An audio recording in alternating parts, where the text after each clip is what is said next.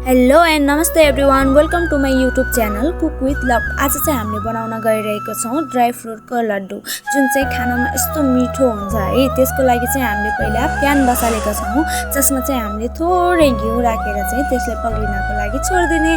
त्यसपछि mix dry fruit हुन्छ नि, जसमा चाहिँ काजु, बदाम, किसमिस, चेरी, वाटरमेलन सिड, धेरै तरिकाको चाहिँ ड्राई फ्रुट मिक्स भएर आएको हुन्छ कि त्यसलाई चाहिँ मजाले घिउमा रोस्ट गरिदिने है।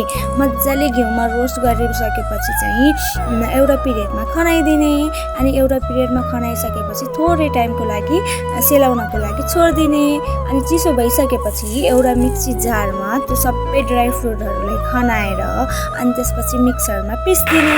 अनि मिक्सरमा पिसिसकेपछि चाहिँ खस्रो सातु खानुभएको छ नि है हजुरहरूले, त्यस्तै सातु जस्तो बन्छ क्या। हाम्रो घरमा चाहिँ सातु भन्ने गरेको छ। हजुरहरूले चाहिँ के भन्नुहुन्छ मलाई थाहा भएन है। त्यो सातुलाई चाहिँ मजाले मिक्सीमा पिसेर अनि सातु जस्तो बन्छ। अनि त्यसपछि अर्को प्यानमा चाहिँ हामीले थोरै घिउ राखेर चाहिँ जुन मिठो खालको खजुर हुन्छ नि हाम्रोतिर चाहिँ, अब त्यसलाई चाहिँ छोक्रा भन्छौँ है। मिठो खालको छोक्रा चाहिँ हुन्छ नि, हो त्यसको चाहिँ भित्रको गेडा फ्याँकेर अनि त्यो छोक्रा छुट्टाएर राखेको थिएँ क्या मैले चाहिँ। हो त्यसलाई चाहिँ मजाले घिउमा रोस्ट गरिदिने।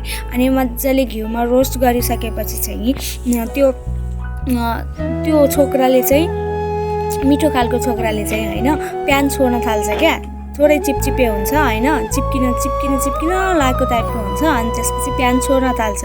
अनि प्यान छोड्न थालिसकेपछि चाहिँ मजाले रोस्ट भइसकेपछि चाहिँ एउटा पिरियडमा खनाइदिने। अनि त्यसपछि अघि हामीले बनाएर राखेको सातु थियो नि, हो त्यो सातुलाई पनि हो त्यो चाहिँ मिठो खालको खजुरीमा जुन हामीले रोस्ट गरेर भर्खर हाल्यौँ नि त्यसमा चाहिँ मिक्स गरिदिने।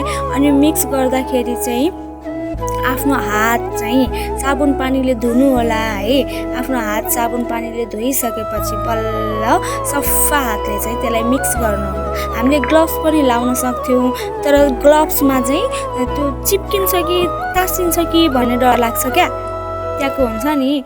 अनि मलाई चाहिँ त्यो मन पर्दैन, त्यही भएर मैले चाहिँ आफ्नो हात सफा गरेर चाहिँ गर्छु। लास्टमा चाहिँ मैले थोरै तिल हालेर त्यसलाई चाहिँ मिक्स गरिदिएको। त्यो खाँदा फेरि पनि क्रन्ची हुन्छ भनेर कि तपाईँले पहिले रोस्ट गरेर पनि हाल्न सक्नुहुन्छ है तिललाई। अनि त्यसपछि मैले चाहिँ त्यो हामीले लड्डु बनाउँछौँ नि, हो त्यस्तै गरेर चाहिँ रोल बनाएर चाहिँ राखेको है। लड्डुलाई रोल गरे जस्तो गरेर रोल गर्ने। अनि त्यसपछि हाम्रो लड्डु तयार हुन्छ। हेर्नु त कस्तो मिठो लड्डु बनेर तयार भएको छ। तपाईँले पनि खानुभयो होला है। यो जाडोमा एकदम हेल्दी हुन्छ नि त। अनि त्यसपछि हाम्रो हात खुट्टा दुख्ने, चिसो लाग्ने पनि हुँदैन। ल यस्तै भिडियोको लागि मेरो च्यानललाई सेयर गरेर सब्सक्राइब